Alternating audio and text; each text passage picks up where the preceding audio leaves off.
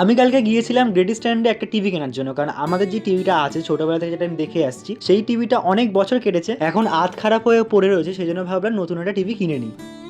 এই টিভিটা কেনা হবে না, তাই তো? এই টিভিটার তুমি কিনবে এটা? এটা কিনবে কেন? ফাইনালি আমরা এই টিভিটা কিনলাম। এটা হেভিলস ব্র্যান্ডের লোয়েড কোম্পানির টিভি, 32 ইঞ্চি। যেহেতু আমি এইসব টিভি কখনো আগে ব্যবহার করিনি, সেই জন্য আমি জিজ্ঞেস করে নিয়েছিলাম যে কিভাবে কি চালাতে হয় না চালাতে হয়। আমি এইটাও ভালো করে জেনে নিলাম যে ইউটিউব চালানো যায় কিনা। তুমি কি এটাও কিনবে নাকি তোমরা?